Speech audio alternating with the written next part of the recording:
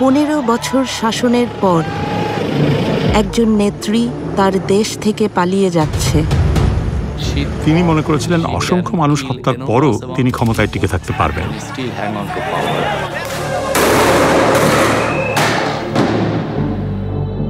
Al Jazeera একজন নির্মম প্রধানমন্ত্রীর অন্তিম সময় প্রকাশ করছে। এখন লেটার লিখবেন, ব্যবহার করবে, যেখানে পাবে সেটা গুলি করবে। শেখ হাসিনার ক্ষমতায় থাকার লড়াইয়ের শেষ প্রহর। তিনি সেনাপ্রধানকে জিজ্ঞাসা করেছিলেন যে আপনি এই লোকজনদের গুলি করে সরাচ্ছেন না কেন? পুলিশ খুব ভালো কাজ করছে, তারা মানুষ মারছে।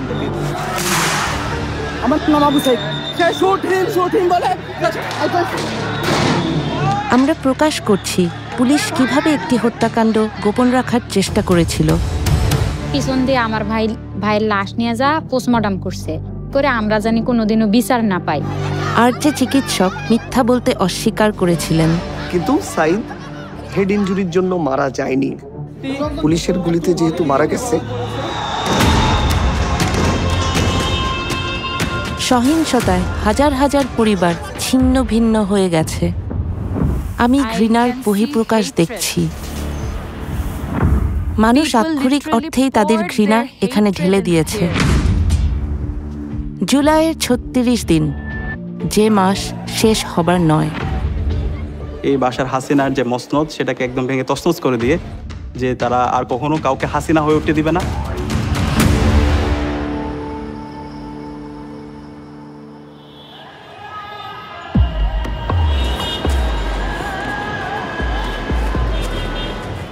সতেরো কোটি মানুষের দেশ বাংলাদেশ। এর 1/3 তরুণ, কিন্তু তাদের কাজের সুযোগ খুবই সীমিত। রাজনীতিবিদরা এমন কোনো অর্থনীতি তৈরি করবেন যেখানে কাজের সুযোগ সৃষ্টি হবে। তরুণদের অনেকেই একথা বিশ্বাস করে না। 2024-এর জুনে বাংলাদেশের ছাত্ররা সরকারি চাকরিতে মুক্তিযোদ্ধাদের পরিবারের জন্য সংরক্ষিত কোটা ব্যবস্থার অবসান চেয়েছিল।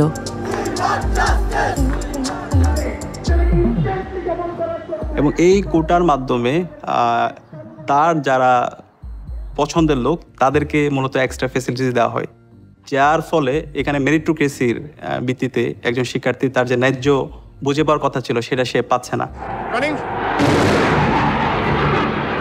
After 11 days, the Indian Air Force are still attacking Dhaka. 71-এর স্বাধীনতার যুদ্ধের পর বাংলাদেশের প্রথম রাষ্ট্রপতি হন শেখ হাসিনার পিতা শেখ মুজিবুর রহমান। যুদ্ধে যারা অংশ নিয়েছিলেন তাদেরকে পুরস্কৃত করার জন্য এই কোটা ব্যবস্থার প্রবর্তন করা হয়। এত যুক্তিহীন, অর্থহীন, তরুণদের জন্য এতটাই ক্ষতিকর যে প্রত্যেকে এটাকে ঘৃণা করত। কিন্তু আপনার বোঝার কোনো উপায় নেই যে এটা এমন কিছুতে পরিণত হবে যা পুরো শাসন ব্যবস্থার পতন ডেকে আনবে।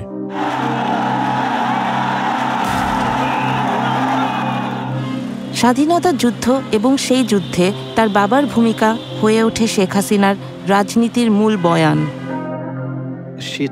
তিনি ভাবতেন এই দেশের স্বাধীনতা তার বাবা এনেছে, এই দেশ তার পৈতৃক সম্পত্তি। তিনি ভাবতেন এই দেশ তার রাজতন্ত্র। বাংলাদেশের রাজনীতির ইতিহাস সহিংস।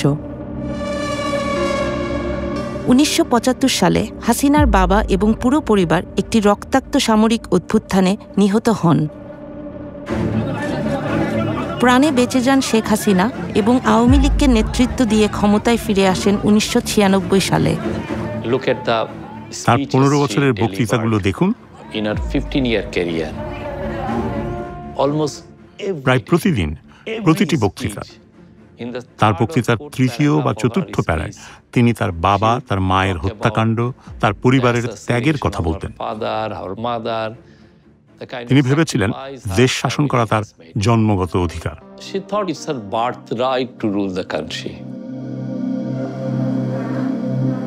ছাত্রছাত্রীদের বিক্ষোভ যখন তীব্র আকার ধারণ করে তখন শেখ হাসিনা হয়ে ওঠেন আক্রমণাত্মক। মুক্তিযুদ্ধের বিরুদ্ধে এত ক্ষোভ কেন?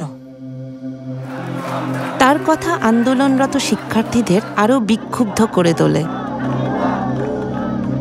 মুক্তিযোদ্ধাদের নাতিপুতিরাও পাবে না, তাহলে কি রাজাকারের নাতিপুতিরা পাবে? সেটা আমার প্রশ্ন, দেশবাসীর কাছে প্রশ্ন, যে রাজাকারের নাতিপুতিরা সবকিছু পাবে, মুক্তিযোদ্ধারা পাবে না। মুক্তিযুদ্ধের সময় যারা বাংলাদেশের বিরোধিতা করেছিল তাদেরকে বলা হয় রাজাকার, বিশ্বাসঘাতক।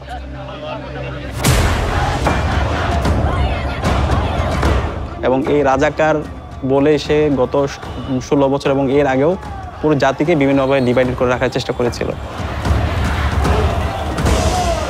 এবং সেদিন আমরা দেখতে পেয়েছি ঢাকা ইউনিভার্সিটির প্রত্যেকটা হল, ছেলেদের হল এবং মেয়েদের হল থেকে মিছিল নিয়ে তারা বের হয়েছিল এবং স্লোগান দিয়েছিল, তুমি কে আমি কে, রাজাকার রাজাকার। শহর জুড়ে বিশ্ববিদ্যালয় শিক্ষার্থীরা রাস্তায় নেমে আসে। শেখ হাসিনার ত্রাসের যুবশক্তি ছাত্রলীগ অস্ত্র হাতে প্রস্তুত ছিল। সেদিন আপনারা দেখতে পেয়েছেন আমাদের বোনদের রক্তাক্ত চেহারা এবং আমাদের অসংখ্য ভাইরা তারা নির্মমভাবে তারা আহত হয়। তখন আমরা আমাদের এই আহত ভাই বোনদেরকে নিয়ে হাসপাতালে গিয়েছিলাম।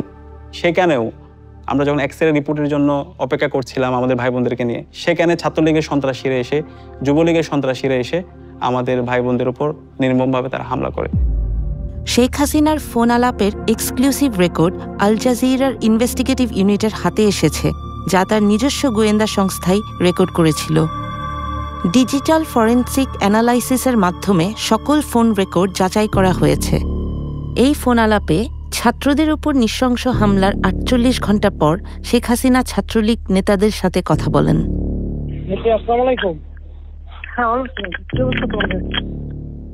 আর ক্যাম্পাসের পরিস্থিতি মোটামুটি স্বাভাবিক হয়ে আসছে, ছেলেদের হল অধিকাংশই ফাঁকা হয়েছে, তবে এরপরও ভিতরে পুলিশের সার্চ করতে হবে।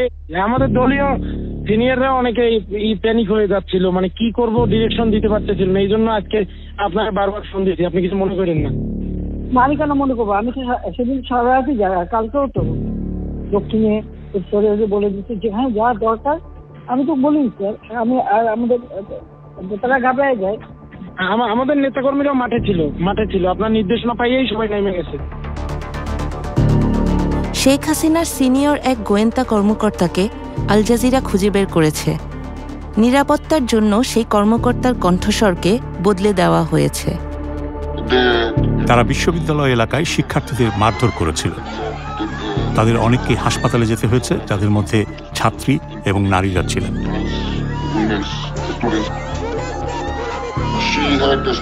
দলের উপর তার কঠিন নিয়ন্ত্রণ ছিল। ছাত্রলীগ এবং আমি বলবো দেশের প্রতিটি সেক্টরে সবকিছুর ওপর তার একচ্ছত্র নিয়ন্ত্রণ ছিল। পর্যদুস্ত প্রধানমন্ত্রী বিশ্বাস করতেন এই বিক্ষোভের পেছনে বিএনপি এবং জামাতে ইসলামীর হাত রয়েছে।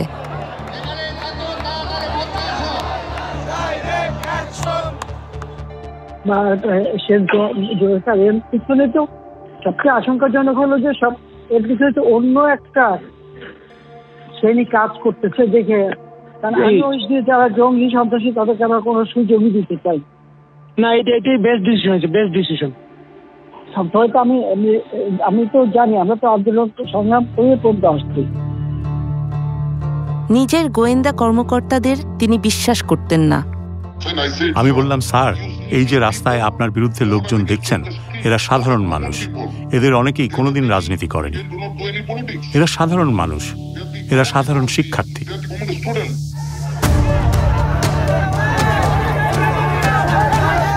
ঢাকা থেকে 300 কিলোমিটার দূরে রংপুর এক ছাত্র সাংবাদিক একটি বিক্ষোভের সরাসরি প্রতিবেদন করতে যাচ্ছিলেন, যা অভ্যুত্থানের গতিপথই বদলে দেবে। তো সেদিন আমরা যখন ক্যাম্পাসের প্রথম গেটে আসি, আমাদের উদ্দেশ্য ছিল সাংবাদিকতার প্রফেশনাল জায়গা থেকে নিউজের উদ্দেশ্যে আমরা বের হই। ঠিক তখনই আমরা দেখি হচ্ছে পুলিশ এবং শিক্ষার্থীদের মুখোমুখি অবস্থান।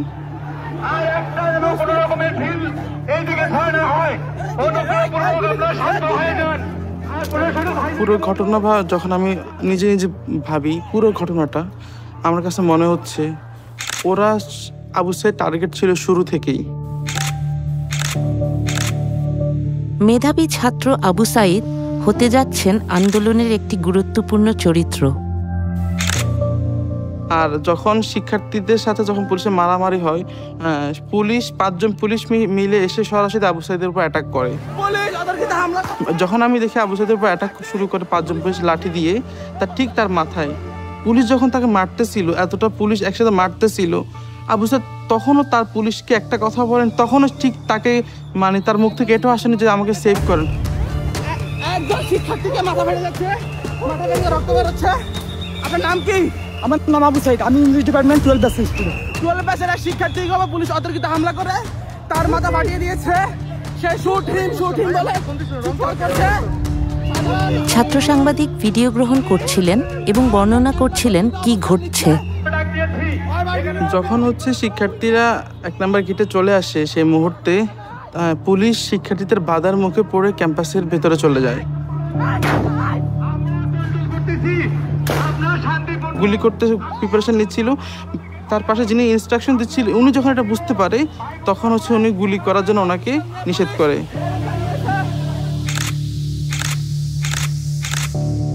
এবং ভেতর দিক থেকে আমাদের ক্যাম্পাসের কিছু কর্মকর্তা, কিছু কর্মচারী, পুলিশ মিলে শিক্ষার্থীদেরকে উদ্দেশ্য করে ইট পাটকেল, টিয়ার সেল গুলি করতে করতে ক্যাম্পাসের আবার 1 নম্বর গেটে আসে।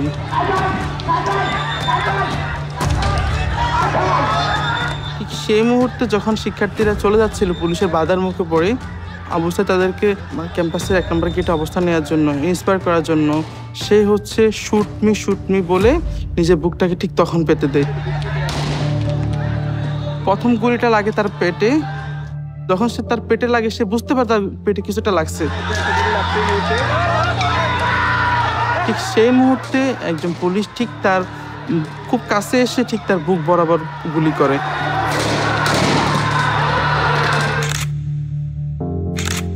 পরপর 2টো গুলি এসে তার বুকে লাগে।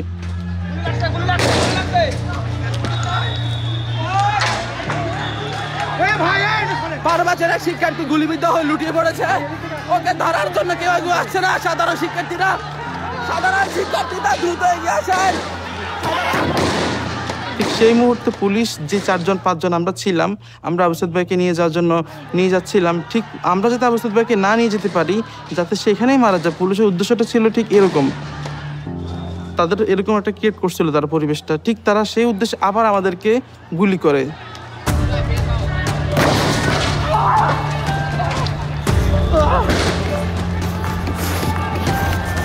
আমার গায়ে গুলি পড়েছে, আমার গায়ে গুলি পড়েছে। আমরা আহত হই, আমরা যদি এখানে আবু সাঈদের মতো পড়ে যাই। আপনারা দেখেন আমার গায়ে গুলি পড়েছে। পুলিশ সাধারণ শিক্ষার্থীদের পাশাপাশি সাংবাদিকদের উপর গুলিবিদ্ধ করেছে।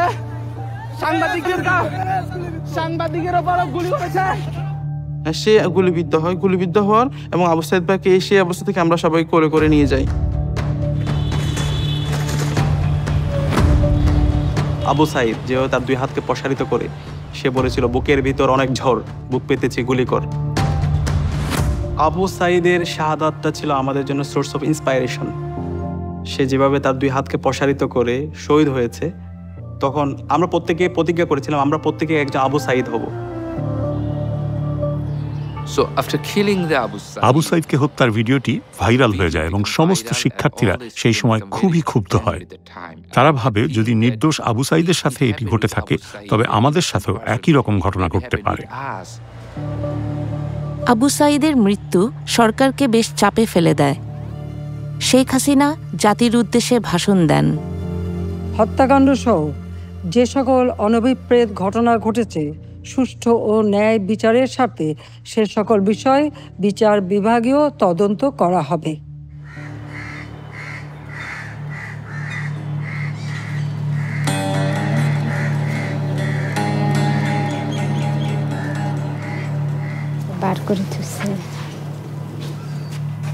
আবু সাঈদের পরিবার গণভবনে এসেছেন, যা প্রধানমন্ত্রীর বাসস্থান।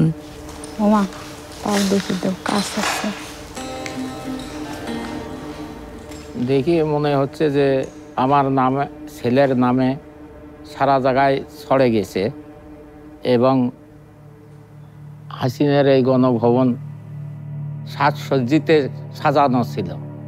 এলে এখন নিশ্চিহ্ন হয়ে গেছে, ভাঙচুর হয়ে গেছে, এখন তো হয়েছে ছাড়া বাড়ির মতো, তাই নয়? সব নস্বাদ হওয়া, ধুলিস্বাদ হওয়া। মনে করেই তার বন্ধুরা এখানে ভাইয়ের নামটা লিখছে, অনেক ভালো লাগছে ভাইয়ের নামটা দেখে। ভাইয়া অনেক ভালো ছিল, সাদা মনের ছিল।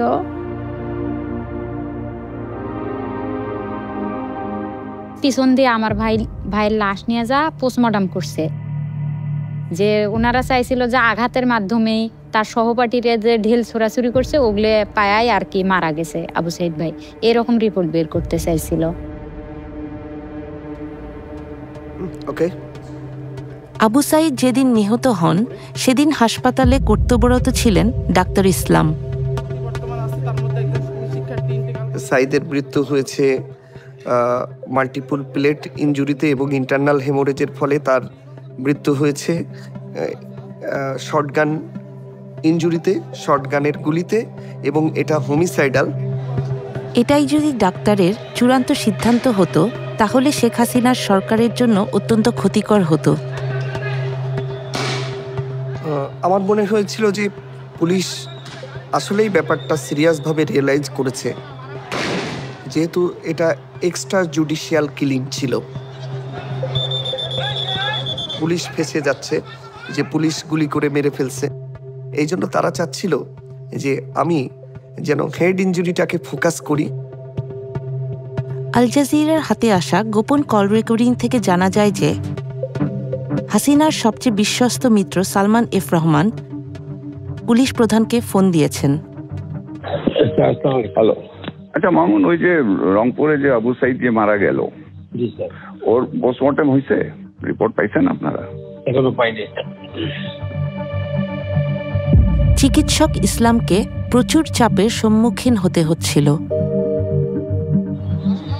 সাইদের গুলিবিদ্ধ হওয়ার পর থেকেই 3টার পর থেকে পুলিশ আমার সাথে যোগাযোগ করে।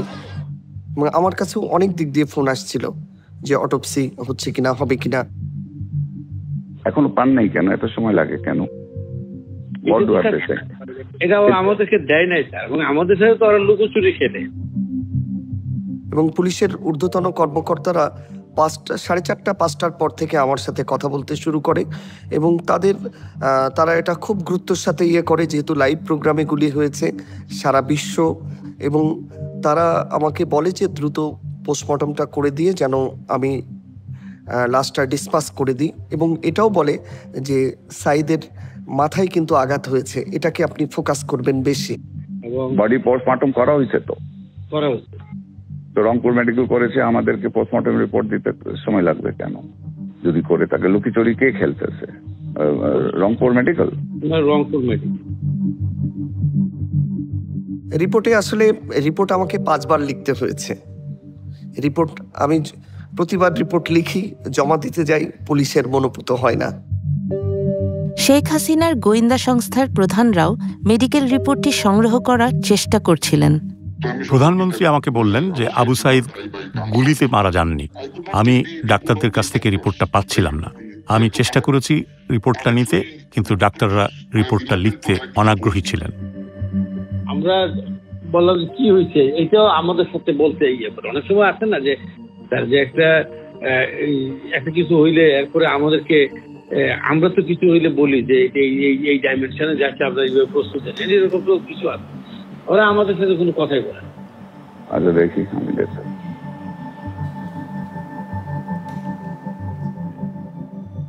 এটা ফোন কলটা আমি আজকেই প্রথম আপনাদের মাধ্যমে জানতে পারলাম, কিন্তু আমার যেটা মনে হয়েছে যে এটা সরকারের সর্বোচ্চ মহল থেকেই আবু সাইদের রিপোর্টকে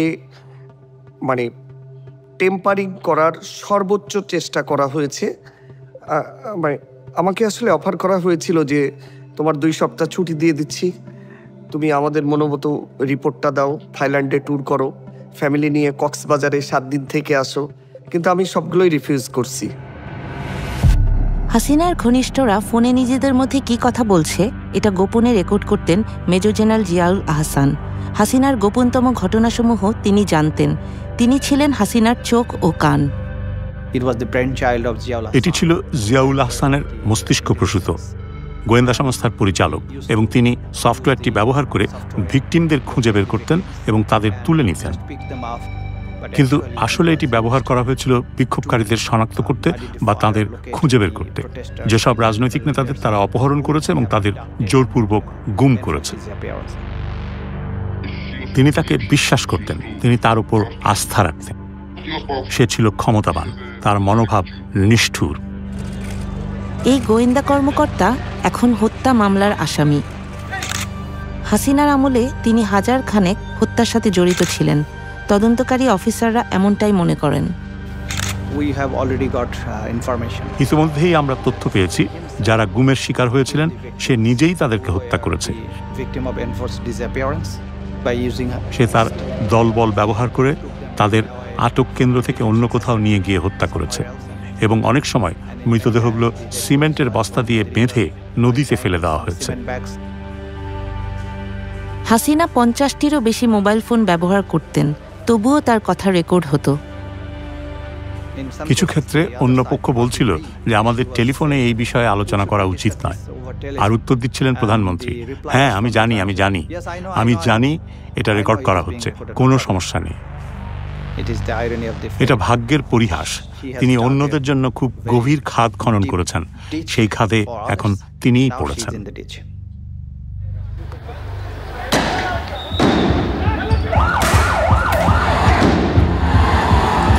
এরই মধ্যে রক্তক্ষয়ী লড়াই শুরু হয়ে গেছে। শত শত তরুণ বিক্ষোভকারীকে গুলি করে হত্যা করা হয়েছে, আহত হয়েছে হাজার হাজার মানুষ। চেস্টে বুলেট ইঞ্জুরি পাইছি, আমরা ফেসে বুলেট ইঞ্জুরি পাইছি, বুলেট ইঞ্জুরি পেশেন্টগুলো খুব বেশি পাইছে, এবং চাপাতিতে যে আঘাত করাটা বলে, যে নাইফ দিয়ে ছুরি দিয়ে আঘাত করে স্ট্যাব ইঞ্জুরি, এগুলো আমরা অনেক বেশি পেশেন্ট পাইছি শেষের দিকে এসে। ছাত্ররা আর চাকরির জন্য বিক্ষোভ করছিল না, তারা হত্যার বিচার চাইছিল। তারা আর কোনো হাসিনার গুলি অথবা কোনো তার ল এনফোর্সমেন্ট এজেন্সির যে হচ্ছে গুলি, এগুলোকে কোনো কিছুকে তারা তোয়াক্কা করছে না। তারা হাসিনার পতনের দাবিতে তারা সামনের দিকে এগিয়ে যাচ্ছিল। আত্মবিশ্বাস ছিল আমরাই এক্ষুনি হাসিনার পতন নিশ্চিত করব।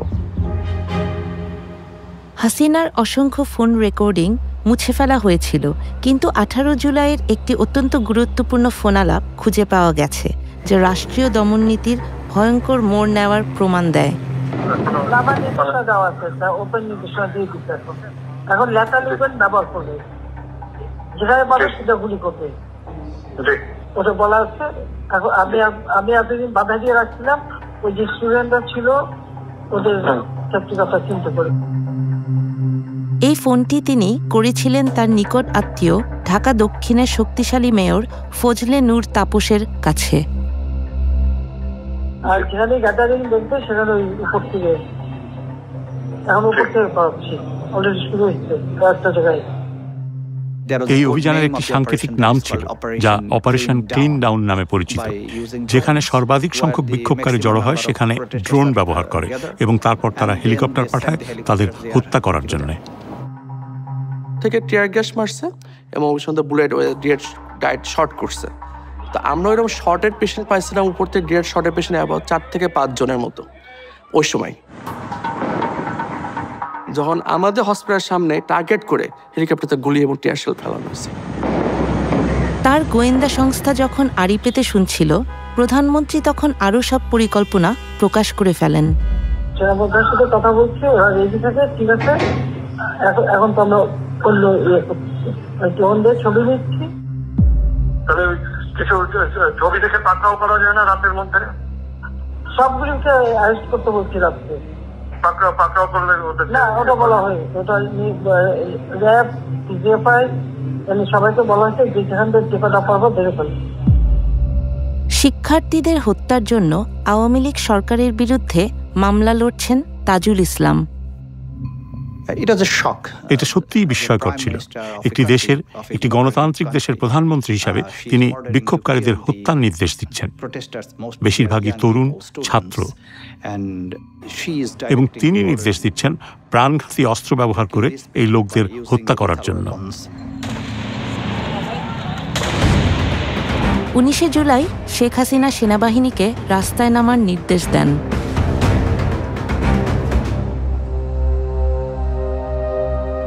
সে ছিল খুব লম্বা এবং সুদর্শন। যখন সে তার বন্ধুদের সাথে থাকত তখন তাকে সবসময় মনে হতো সে যেন নিজেই একটা মিনার। এসব নৃশংসতা 19 বছর বয়সী মাহমুদুরকে দারুণভাবে প্রভাবিত করে।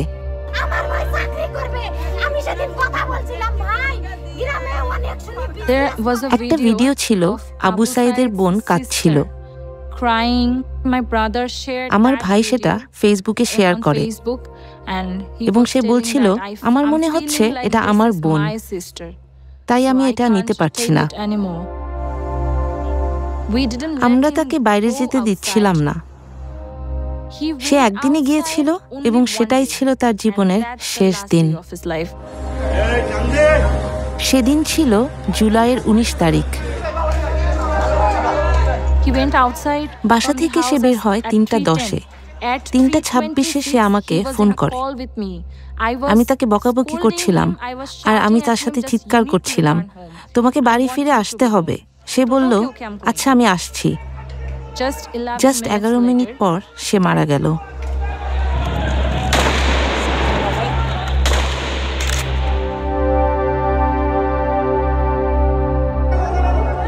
মাহমুদুরের মরদেহ নিকটস্থ হাসপাতালে নেওয়া হয়।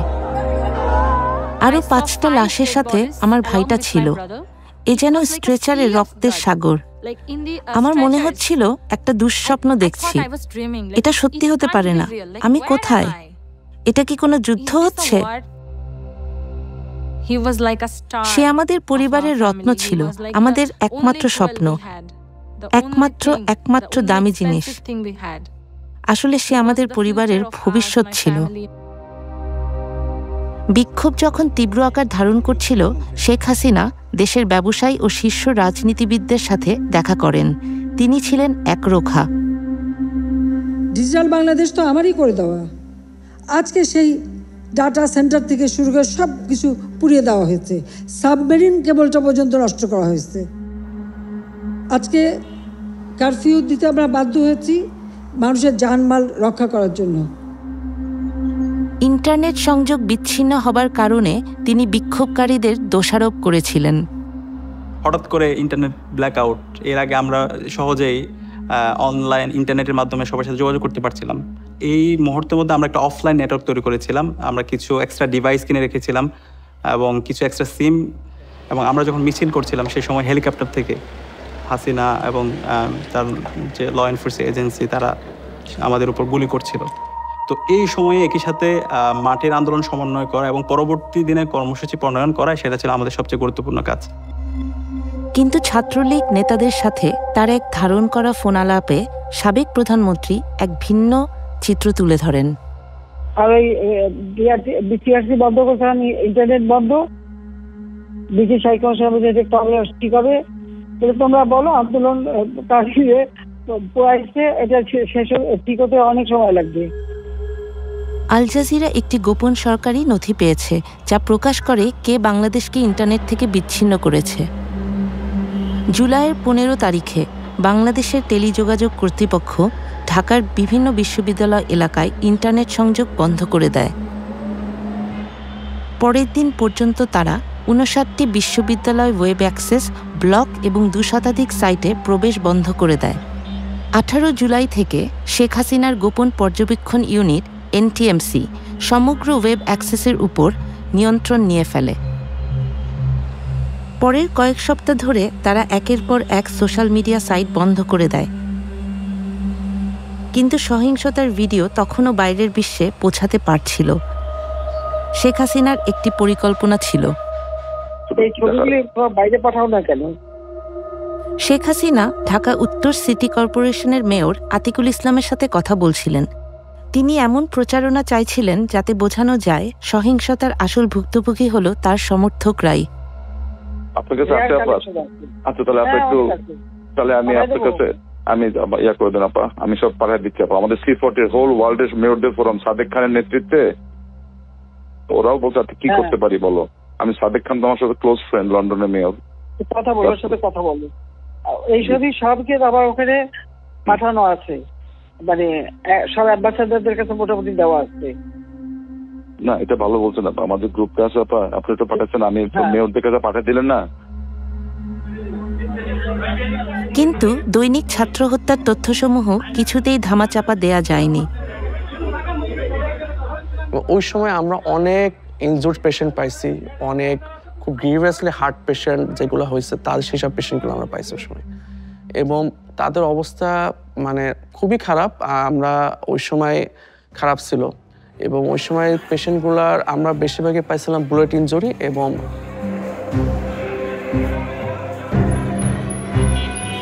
মৃতের সংখ্যা বাড়ার সাথে সাথে মানুষের ক্ষোভও বাড়ছিল। সরকার ক্রমেই জনসমর্থন হারাচ্ছিল।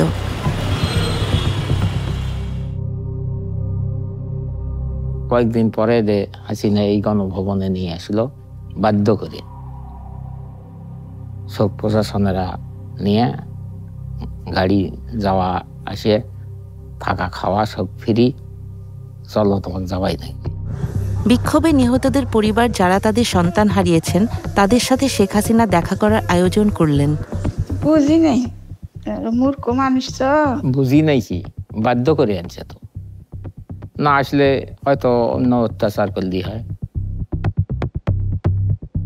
না, আমরা ওই জায়গায় বসেছিলাম, মানে জায়গাটা ছিল ওই জায়গায়, আমাদেরকে সামনে বসতে দিছিল।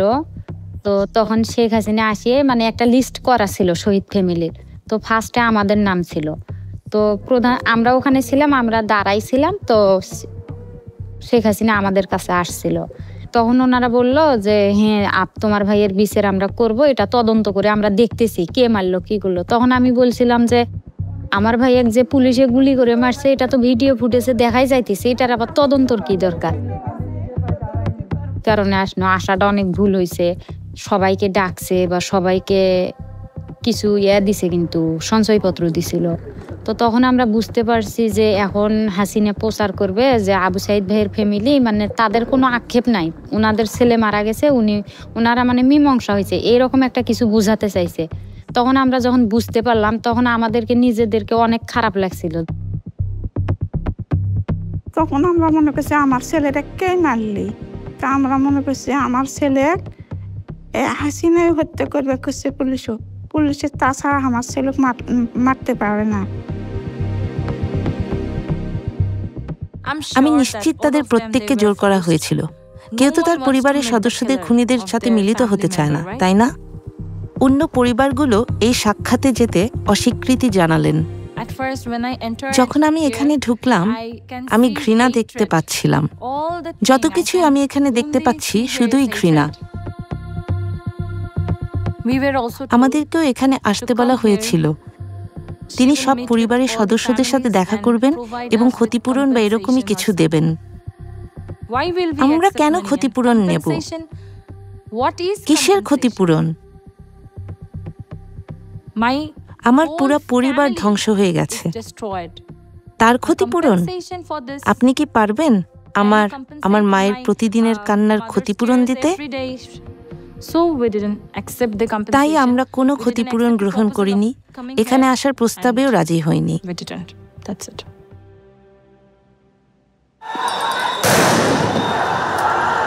হাসিনার বাসস্থানের বাইরে সহিংসতা ধীরে ধীরে নিয়ন্ত্রণের বাইরে চলে যাচ্ছিল। সে শিকারের মেজাজে ছিল, আর তার চোখ যেন শিকার খুঁজছে। আর সে কিছু বন্য প্রাণী মারতে চায়, কিন্তু সে আসলে নিজের দেশের মানুষদের মারছিল।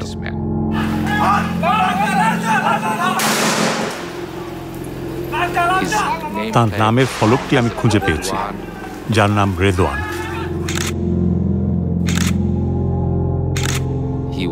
সে ছিল স্পেশাল সিকিউরিটি ফোর্সের সদস্য। সে শেখ হাসিনার জন্য কাজ করত। সে কিভাবে গুলি করতে পারে নিজের দেশের লোককে?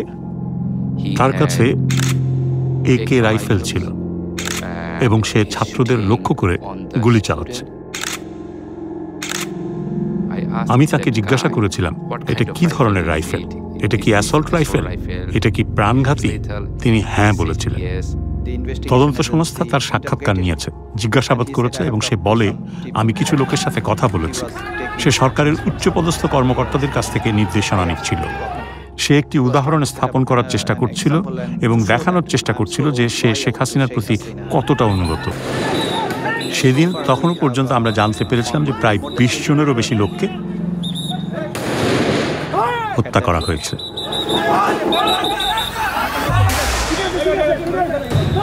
এখন শেখ হাসিনার সেনাবাহিনীর ভেতরেও একটি ঝড় দানা বাঁধছিল।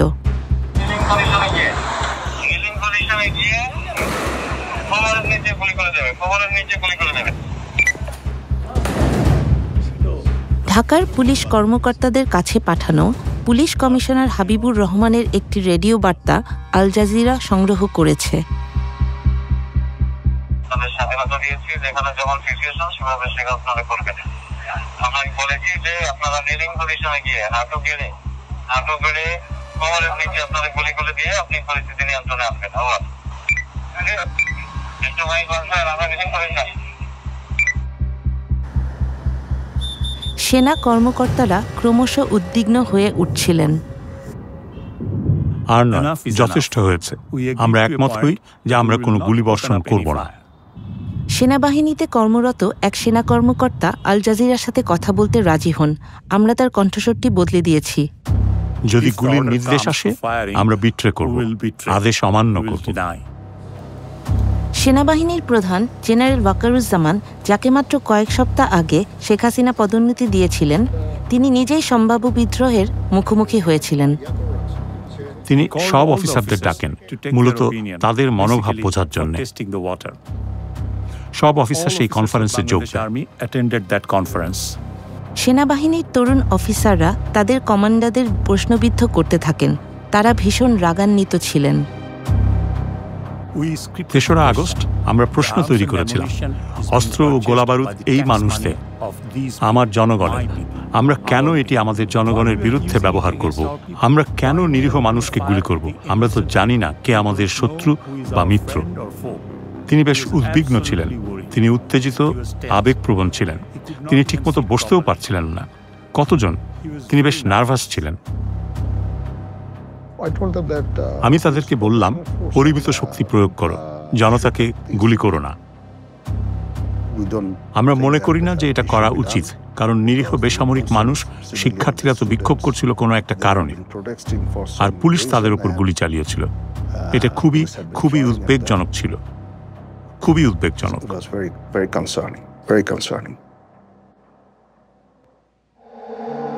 গোপন ফোন রেকর্ড আরও সাক্ষ্য দেয়, শেখ হাসিনার একটি চেইন অফ কমান্ড ছিল।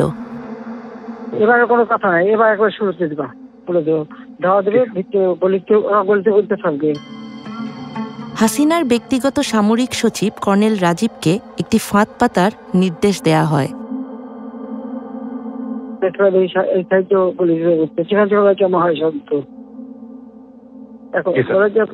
অল্প জমা থাকবে, করতে হবে, তাহলে আসবে না।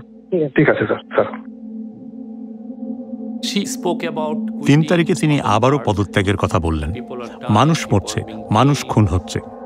তিনি জানতেন যে তাকে ক্ষমতায় থাকতেই হবে, যাই হোক না কেন। তাই 4র্থ দিনটিও ছিল খুবই নৃশংস একটি দিন। এদিকে তারা চেষ্টা করছিল মিছিল নিয়ে গণভবনে যেতে, কিন্তু মিছিলকারীরা আগাতে পারছিল না, কেননা পুলিশ সমানে গুলি করে হত্যাযজ্ঞ চালাচ্ছিল।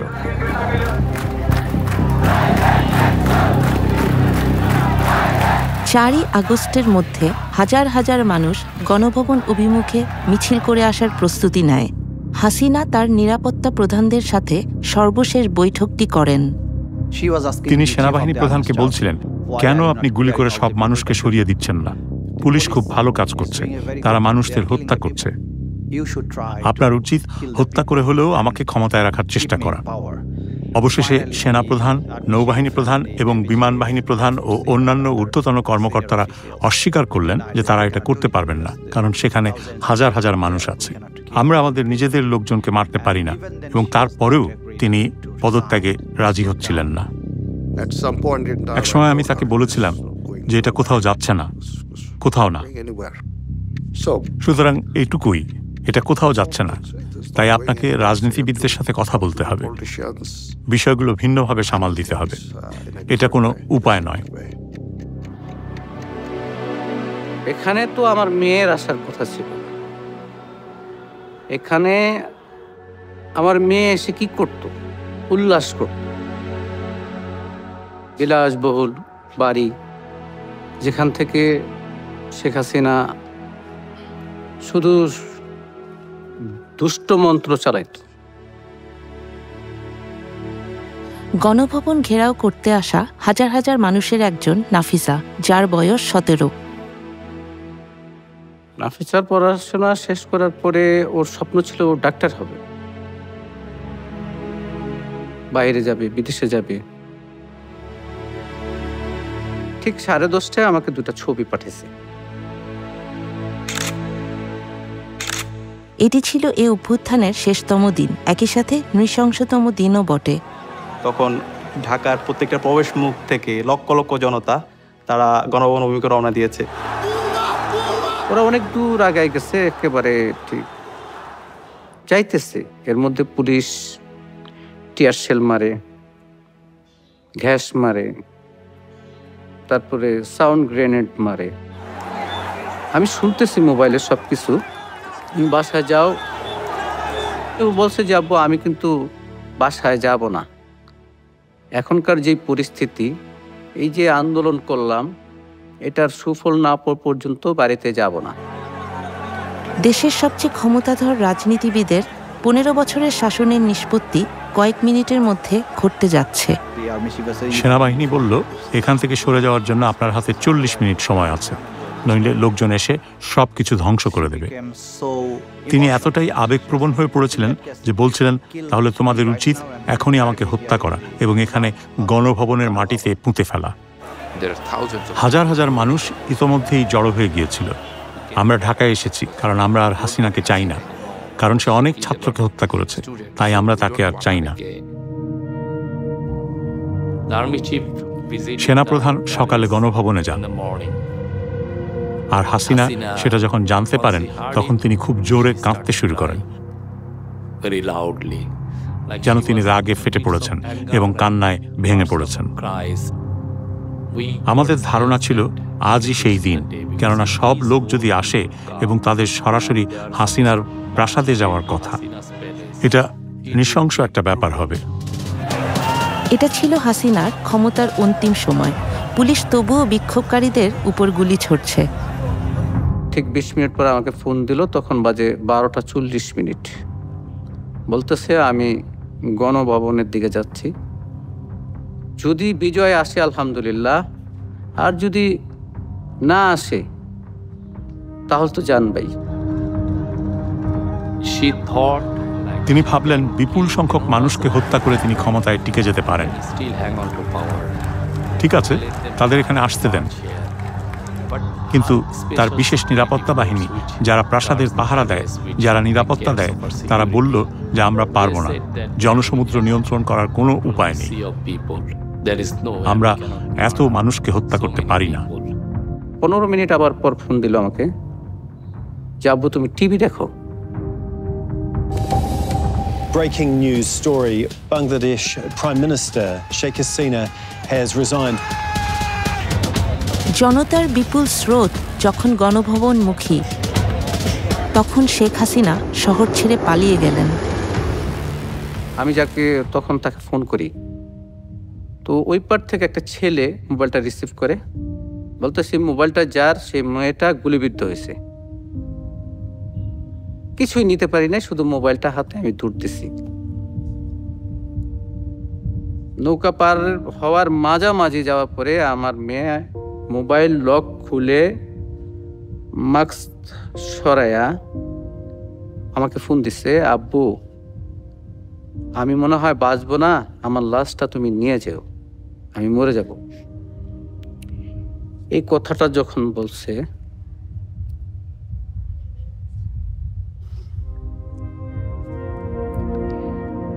তখন আর নিজেকে ধরে রাখতে পারি নাই।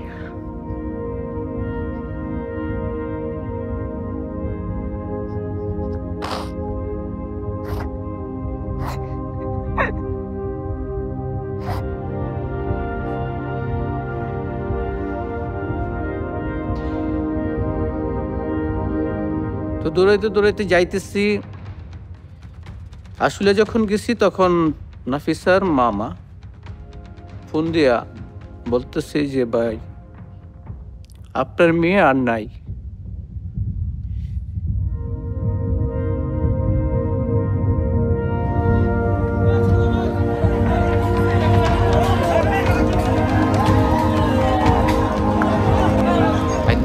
আমি আমার জীবনে এমন পরিস্থিতি কখনো দেখিনি। হাজার হাজার মানুষ প্রধানমন্ত্রী যেখানে থাকতেন সেখানে প্রবেশ করেছিল।